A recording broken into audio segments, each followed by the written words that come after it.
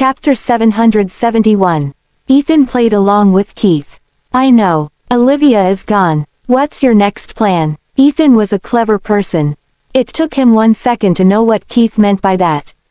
Ethan thought, it seems like taking his things home as an excuse. He's trying to check on my plans for Olivia. Ethan turned and answered, I initially planned to start life anew with Olivia. But unexpectedly, I didn't get to wait for that day to come. I'll be returning to the country soon. Since Olivia was afraid of Ethan, he figured that it was better for him to leave. Keith quickly asked, when are you planning to leave? Noticing that he seemed anxious about it, he hurriedly added, as a friend, I would like to send you and Olivia off. Tomorrow. You can come if you want to. After Keith left, a dubious Kelvin questioned, Mr. Miller, Mrs. Miller has just finished her second round of chemotherapy. Can you leave her with peace of mind? Brent added, I'm afraid Mrs. Miller is still worried, which is why she made Keith come over to see what Mr. Miller is planning next. Mr. Miller said that on purpose so that she can be rest assured. Only then did Kelvin understand Ethan's intention. Ethan wished to give Olivia assurance so that she could live without burden. The next afternoon, Keith showed up on time. Considering their lack of interaction and Ethan's indifferent character, they merely shared a brief conversation. It was time to board the plane. Ethan led Kelvin and Brent to the security lane before vanishing from Keith's sight. Keith heaved a sigh of relief and headed back to the mansion. Olivia was bedridden. She couldn't move. Irene and the caretaker were meticulous in looking after Olivia. How is she today? Irene expressed her concern. Not good. She's in very bad shape. But she forced herself to take some meals. She threw up a few times before she could finish them. Even so, she didn't give up. She really wants to live. It pained Keith to hear that. She's determined to live. I thought she would have given up on her life after all those things that happened. She still has the will to live on. He smiled. We're the same as the weeds out there. As long as we have the will to live, we can still start anew after being driven to the edge. I'm here to tell her good news. Keith opened the door, revealing the frail person on the bed. Although Olivia was exhausted, her body hurt so much that she couldn't fall asleep. The moment she heard the door open, she opened her eyes and looked over. Dr. Rogers, you're here. Any news about Ethan? There is. He has returned to the country. I personally sent him off to the airport. I watched him enter the security lane. He should be on the plane by now. She felt the weight on her chest lifting upon hearing that Ethan had left. She was finally free. Olivia, I bought you a new phone. The memory card is registered under someone else's name. He won't be able to track you down. Smiling faintly, she nodded. Thank you, Dr. Rogers. Could you look for someone for me? Sure. Who is it? Colin Moriarty. He's in Oakmead Mountain. If he's out, he should be able to treat me. Okay, I'll ask someone in the country to look for him. Rest up. Chapter 772. Back in the Fordham residence, Avery's life was finally no longer in danger. Troy heaved a sigh of relief. Avery, you finally woke up. You don't know how worried I was that you might not regain consciousness. Avery had just regained his consciousness, hence the pale complexion. He gave Troy a comforting smile. How could I leave you behind? Look at your hair. You're like a disheveled lion. Troy was a designer, so he dressed fashionably. He didn't clean himself up during the days he was looking after Avery.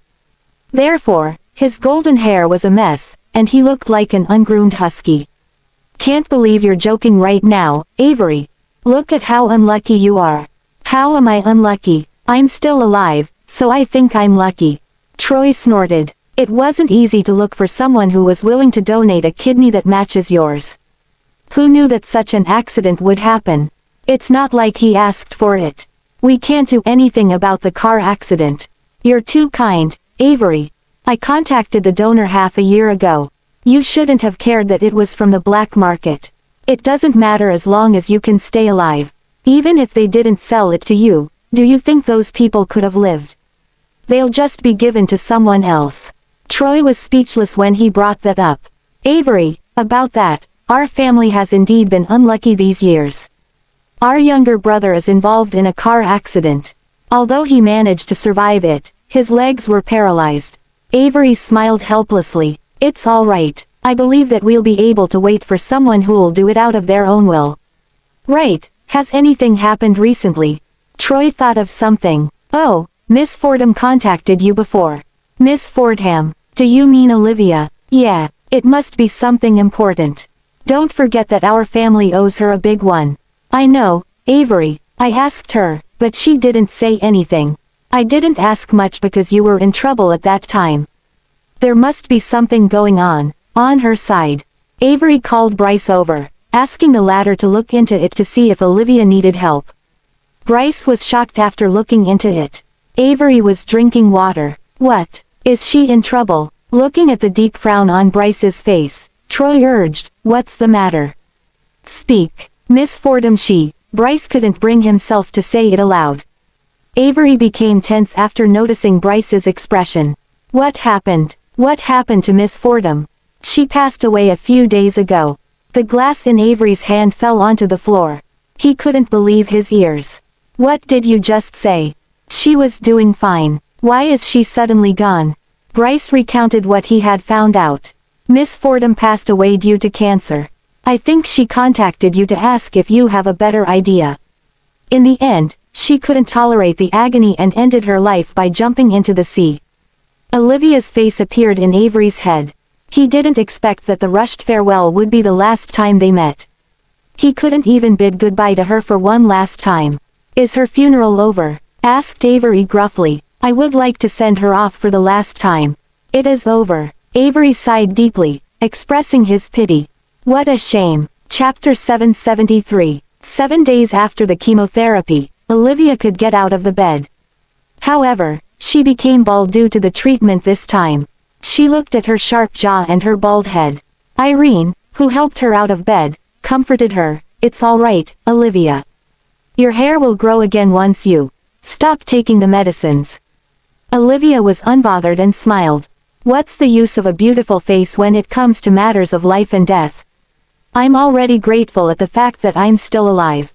I'm glad to hear that, Olivia. Frankly speaking, you should not be bothered at all. Even if you're bald, you're prettier than most people. Just one look at you makes me understand how a person can make others fall in love at first sight. If I had your looks, I would have been smiling in my dreams. Irene, take me outside. I would like to get some fresh air. Sure, there wasn't as much snow in this city as Aldenvine. The temperature here was perfect. It wasn't easy to catch a cold. It was a suitable place for Olivia's recovery. Now that she knew Ethan had left, she was relaxed. She knew that there was no point in rushing things. As long as she underwent treatment, she would be able to recover. The sun wasn't that strong today. The light breeze caressed her cheeks, fanning flower petals onto her face. It reminded her of a lot of things, like the meek Snowball. Olivia lost it forever. If it wasn't because of them, Snowball could have been able to live for a few more years. And there was Mona, too. It had been a long time, but Olivia still remembered Mona's cheerful expression. The past conjured in her head one by one like pages. Olivia would think of them whenever she was. Her suffering was nothing compared to theirs. No matter how much it hurt, she had to slog through it. On the other hand, Ethan waited for 7 days to see Olivia through the camera. She was a lot different from before. She was skinny and bald. Her complexion was too pale. His heart wrenched as he could feel how much pain she was in despite only watching through the screen. Even the bright Kelvin almost cried after watching Olivia in such a state. I feel so sad for Mrs. Miller. I heard that chemotherapy will only get stronger as the treatment goes on. The drug will seep into the bones, and even the bones will start to hurt. Brent glared at the insensible Kelvin for bringing that up. He should know that Ethan was having it rough right now. Mr. Miller, she'll be able to get through it. As long as she's alive, there's hope, right? Ethan didn't say anything. He rued his decision for driving her to the edge, consigning her to agony. He turned around and said in a low voice, "Continue recording. Don't let her find out about it." Brent could hear Ethan's voice shaking. "Okay, Mr. Miller." Ethan quietly left Leia's residence. Even if she was crippled, he told the bodyguards to make sure that security was tight, rendering the possibility of escape nil. The dazed Leia stared at the dancing butterfly from afar when Ethan sat next to her. He asked hoarsely, "It's been so long. Could you tell me why you hurt Liv?" Thinking that Olivia had died, Leia was finally willing to tell the truth. "Would you like my story?" Chapter 774. This was the first time Leia took the initiative to explain her stance. Ethan was sitting before the tea table brewing tea. "Fire away." She looked at the patterns on the teapot. "That year, I lost my way and was sold to the mountains. I had a rough time over there. I was fortunate enough to be able to escape from there."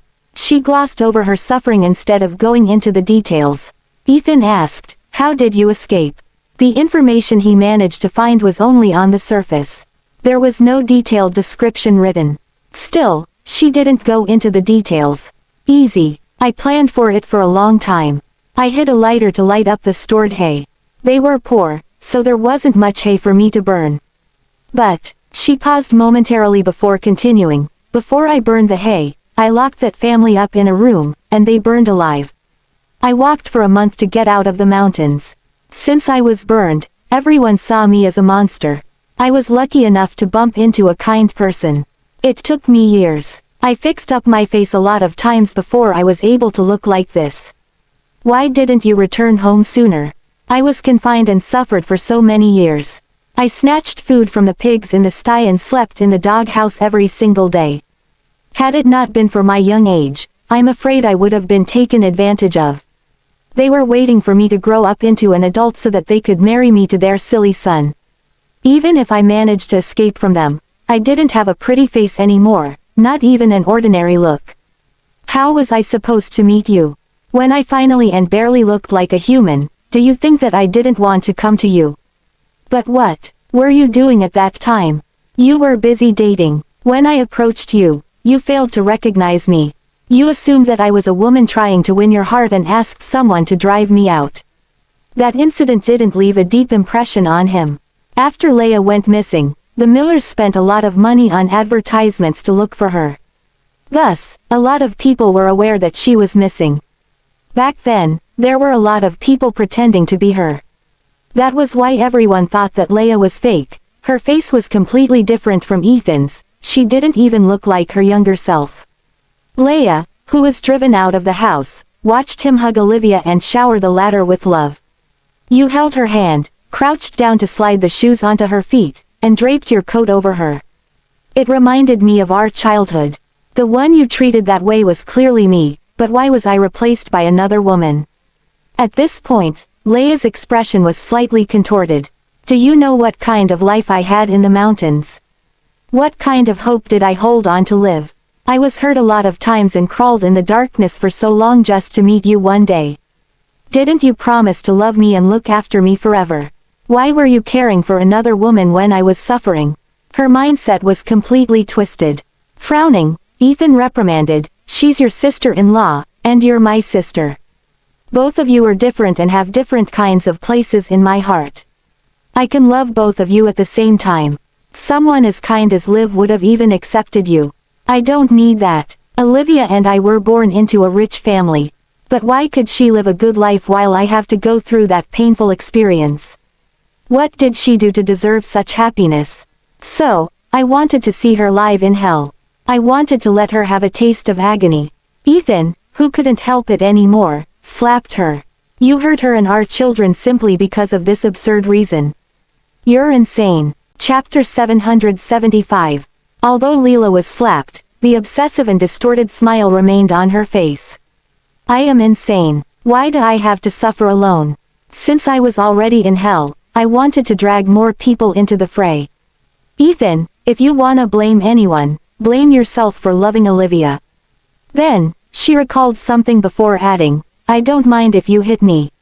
I was the mastermind, but don't you forget the fact that you were the executor. You didn't believe in her. You ignored her, neglected her, and bullied her. You were the one who hurt her the most, not me."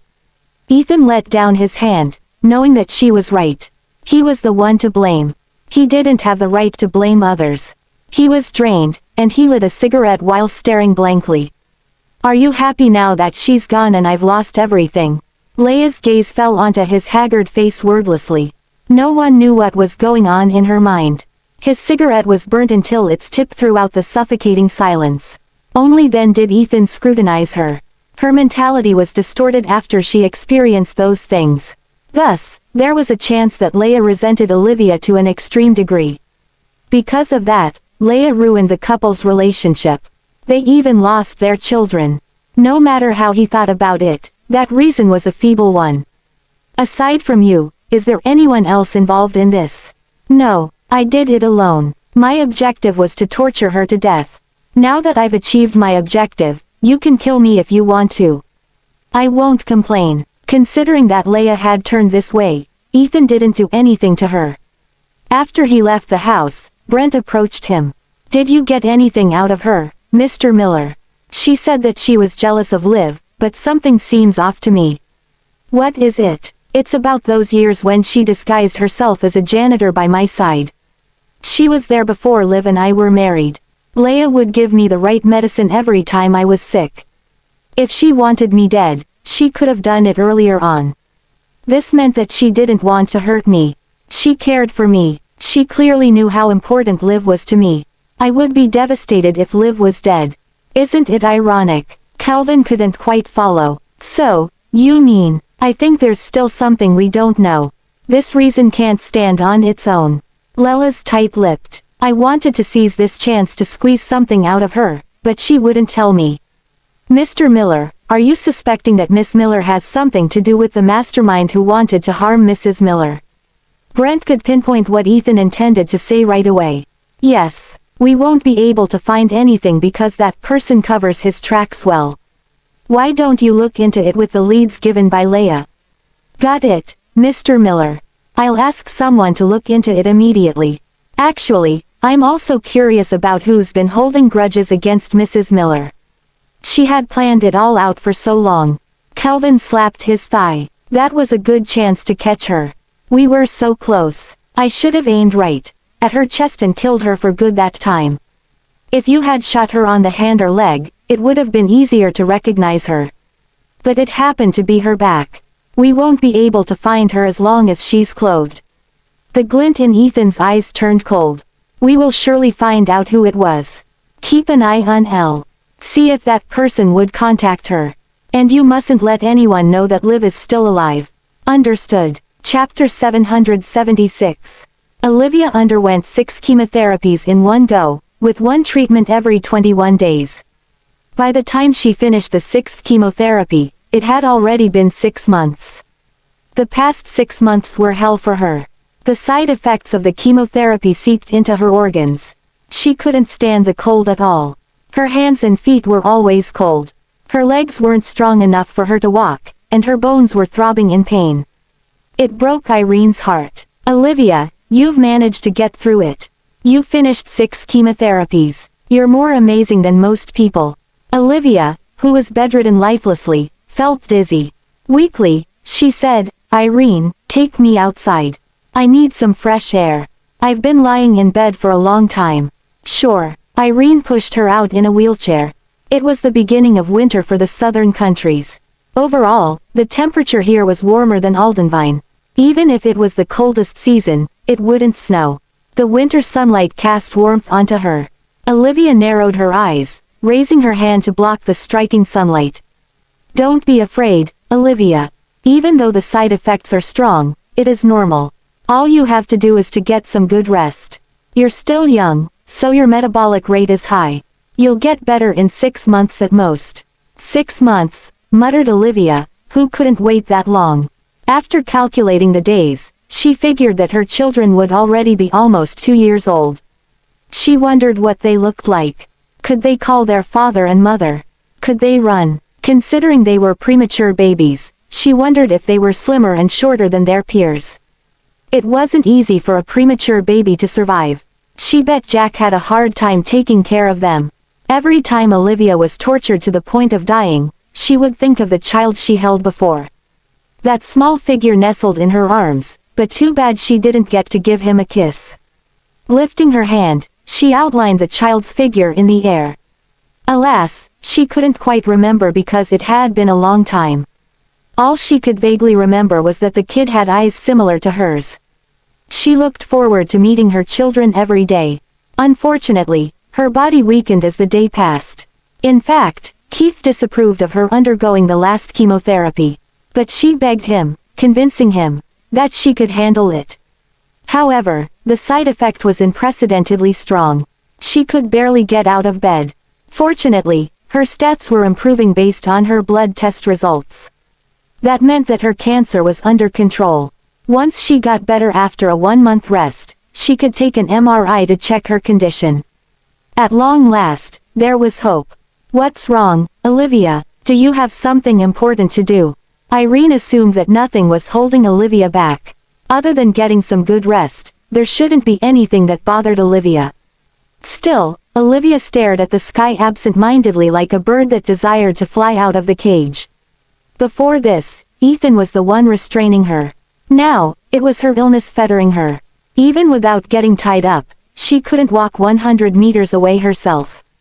"I was just thinking about when I'll be able to get back on my feet. Based on the medical records of Red, the toxin in your body would slowly be replaced with new cells during the first 6 months. Your stomach and limbs will also gradually get better. Your other organs will recover, too. You should be able to return to your past self after 6 months. The side effects will still be there for 3 to 5 years or longer." "I know. I just wish I could walk like a normal person." "That's easy. You can do that after a month." Chapter 777. Every second in sickness felt like years, let alone a month. Olivia sighed, hoping she could contact Jack as soon as possible.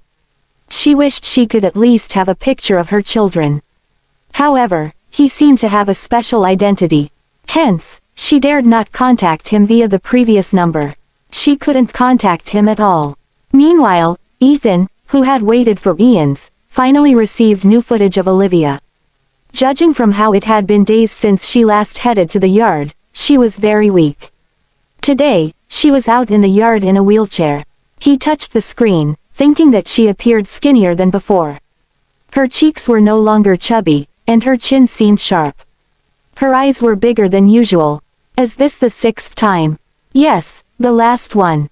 Now, all she has to do is to get some rest. Based on Liv's character, she won't trouble others for a long time. She will leave once she gets a little better. Ask someone to keep an eye on the vicinity. All right, Mr. Miller, do you wanna head over there? Ethan had been in the country for 6 months. Previously, the low-profiled man would never attend any events. Now, he had been attending profitable and charitable events. He even established a foundation to help cancer patients suffering from poverty. The media kept releasing news about him, and thus, Olivia could see his face on TV frequently. Obviously, her staged death was a huge blow to him. He looked skinny, and his complexion looked bad. But regret couldn't do anything about it. She paid attention to his news only to make sure that he was in the country. That way, she could live with peace of mind. It had nothing to do with her feelings. Ethan recently attended a charity event. Instead of a suit, he was wearing a simple white shirt with the logo of the charity foundation. His skinnier figure added a cluster of maturity, making him look younger. He didn't comb his fringe to the back, letting it rest over his forehead. The young ladies present couldn't shift their eyes away from him. The construction of the kindergarten Ethan donated was finally done, hence its first wave of enrollment. The kids surrounded him, but he didn't treat them with indifference.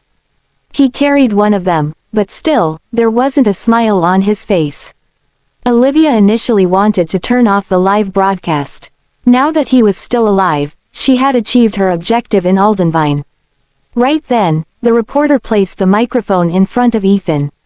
"Mr. Miller, why are you so active in charitable events? Previously, someone told me that she would help those homeless and poor people if she was capable of doing so. I'm simply granting her wish. Is she important to you?" Ethan, who was looking at the kid, suddenly raised his head to gaze at the camera.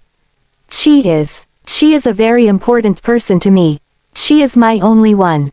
Is she your..." Before the reporter could finish the sentence, he interrupted by saying, "No matter where she is right now, I will remember every word she said." I will do whatever she wishes to do in her stead. Gosh, how devoted, the host exclaimed. Ethan kept staring at the camera. For a brief moment, Olivia thought that he was able to see her through the screen as he said, I love her. No matter where she is, I will always love her. Chapter 778. Hearing that, Olivia accidentally let her phone slip through her hand. It dropped onto the floor. The thud surprised Irene, who had been on the phone with Keith for a while. She hurriedly hung up the call and looked at Olivia. Olivia, what's the matter? Olivia seemed pale. Nothing. Irene picked up Olivia's phone and saw the screen showing Ethan's face. After wiping the phone screen, Irene handed it over to Olivia while comforting her. Put your worry at rest, Olivia. He doesn't know that you're alive. It's time to walk out of his shadow. Irene didn't know what Ethan had done to Olivia that the latter was so afraid of him. Olivia nodded, but she couldn't shake off the fear. Her hunch kept telling her that he was speaking to her. Right, there's no way he knows that I'm still alive, she muttered. She tried to persuade herself in her head. If he knew that I'm still alive, he wouldn't have let me wander out here. He would have asked someone to bring me back to him.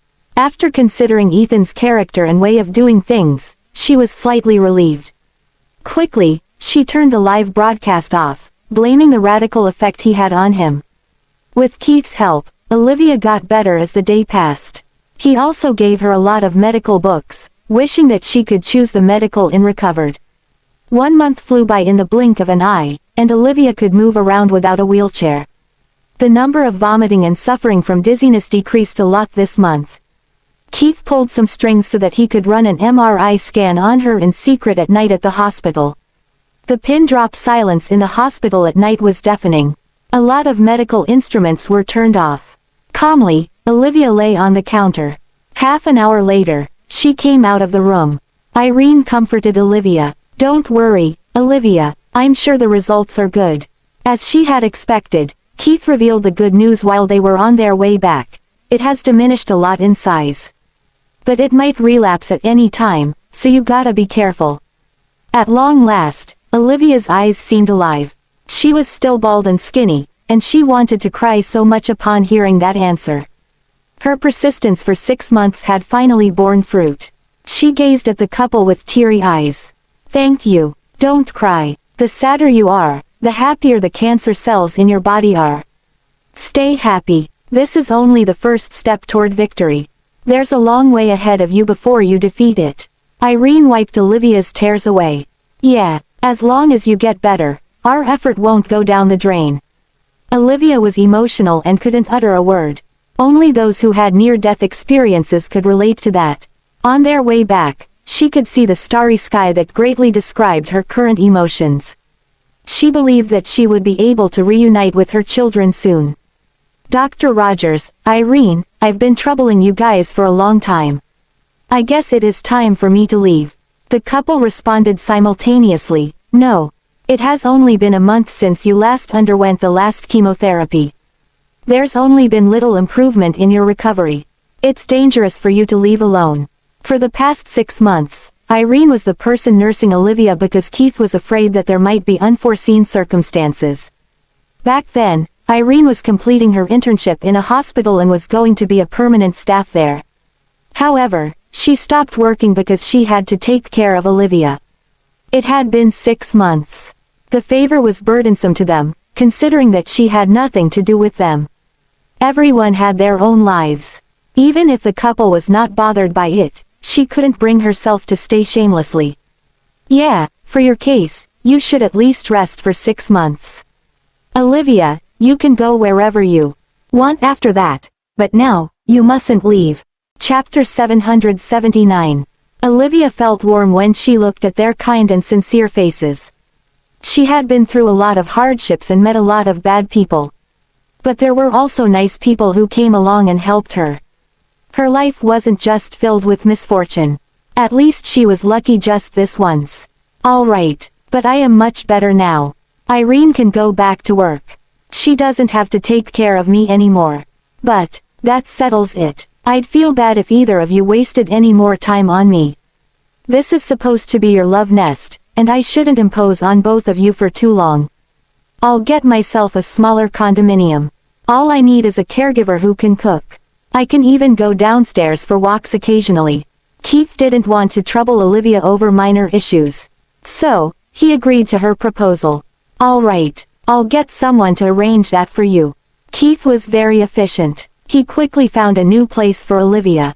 It was a luxurious condominium on the first floor that came with a yard, which would be convenient for Olivia to go to. More importantly, the yard was filled with flowers. It would make her feel more relaxed just by looking at them. Olivia didn't have anything to pack, so she moved in on the same day. A caregiver who could cook went with her. It was clear that Olivia was pleased with the new place. It was located in the middle of the city, so shopping for groceries would be easy. The greenery in the area was beautiful as well. Olivia, you can live here temporarily. Tasha will cook for you. I'll find a bodyguard for you, too. Or else it might be dangerous for you to go out alone. Olivia wanted to turn down the offer, but she understood that she shouldn't push her body too hard. Without her wheelchair, she could only walk up to 5 minutes before she was completely exhausted. It would be inconvenient if she wanted to go out when Tasha was cooking. All right, thanks. I told you that you don't have to be so formal with us. Check if there's anything you're unsatisfied with, and let me know as soon as possible. The environment is good. The facilities are convenient. I like it here. Okay, not many people know you around here, but you still need to be cautious when you're out and about. It would be troublesome if the Millers found out where you are. Keith talked for a little bit more before leaving. After 3 days, Keith visited Olivia again. This time, he was followed by a man. Keith was tall, but the man was slightly taller than him. He looked like he was around 6 feet 3 in height. Olivia, this man will be responsible for your safety. Keith lowered his voice and said, he's from another country. You don't have to worry about him. It was very considerate of Keith. Olivia wanted to thank him, but he stopped her with a wave. Erie and I won't be able to visit you every day from now on. We're going to be busy with the preparations for the engagement ceremony. Call me if you need anything. Okay. Keith beckoned for the man to come over. He introduced the man to Olivia. His name is Logan. Olivia observed the man. He was slightly tanned and as unassuming as his name. He would be able to meld into a group of people pretty easily. Logan lowered his head. His long eyelashes covered up 1/3 of his eyes. He looked very docile. He said, Miss Fordham. His accent wasn't discernible and sounded a little awkward. Keith proceeded to tell Olivia about Logan's background. He grew up in Nathola and spent some time in Arlandia in his childhood. He can speak a little bit of Arlandish, but he is not too fluent. It's fine. Olivia looked at Logan calmly and said, I'll be in your care. Sorry for any trouble I might cause. Logan waved his hands repeatedly with a sincere expression. Not at all, not at all. I'm thankful to Mr. Rogers for giving me this job. Chapter 780. Olivia was still calm. She asked, Are you in need of money? Is there anyone else in your family? Logan scratched the back of his head. Yeah, my mother is living in my hometown, and there are also a few cows. You're not married. People in my profession don't have time for love. Even if I get married, my wife would be alone most of the time. So, I decided not to put any woman through that. Olivia continued to ask, Where did you used to work? I've been wandering around my whole life. My family was poor when I was young. I enlisted in the army later. After I was discharged, I worked in many different places. I've worked in casinos and pubs.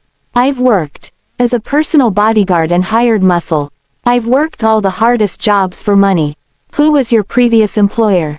Olivia wasn't the kind and innocent girl she used to be. Her expression was calm, but she exuded a commanding presence. She became more mature, and she no longer trusted anyone. Logan answered smoothly, My previous employer was the owner of a casino. I was basically his hired muscle that collected debts for him. The job should have paid well, right? Why did you stop working there? The pay was good, but I made a major mistake. Oh, tell me more. When I went to collect a debt with some men, the debtor was struggling financially. According to the policy, if the debtor couldn't pay up, we would have to bring the wife to our place to work off the debt. Their daughter knelt before me and begged for mercy. I helped them, so, I lost my job. Keith added, "Don't worry, Olivia. I've looked into his background. He isn't lying. He only came to us because he crossed the local gangs. A trusted friend referred him to me. He's a very capable fighter. He'll be able to keep you safe." Olivia nodded. "Okay, you can stay." Her attitude was cold. She also set some ground rules. Logan wasn't allowed to step foot into her room without expressed permission. When he was not needed, he must stay at least 10 feet away. Also, he must not try to strike up conversations with her. Basically, he was of no use when they were at home. Logan was very obedient. He would lean against the wall with closed eyes, lost in thought when Olivia sunbathed in the yard. He was exactly 10 feet away from Olivia. Olivia looked at him. His hands were crossed, and his head was lowered like he was asleep. It was a very casual stance, but it reminded Olivia of Ethan. She frantically shook her head. She must be crazy to think about that man again. Although the two of them were similar in build, their personalities were wildly different. Besides, Ethan had pale skin, while Logan was tanned. She had just seen Ethan's cold and elegant demeanor on a live stream just last week. He was completely different from this rugged man before her. Logan rarely looked at Olivia. He would be like a robot in hibernation mode if Olivia didn't see on him. During meals, Olivia and Tasha would eat first. Logan would eat after Olivia returned to her room. After Mona's passing, Olivia didn't want to get close to anyone else, even if it was her bodyguard. If they got close, even if they were just friends, it would make saying goodbye that much harder. The best way to handle it was to remain distant. Olivia leaned back on the lounge chair as she was reading a medical book. Coincidentally, there was also a plum tree here. A plum blossom fluttered down and landed on her book. She looked up with a wandering gaze. She would frequently think about Snowball, who used to lay on the plum tree lazily. A lot of her memories felt like they just happened yesterday. She could remember every image vividly, but the people and moments had already passed her by. There was no going back.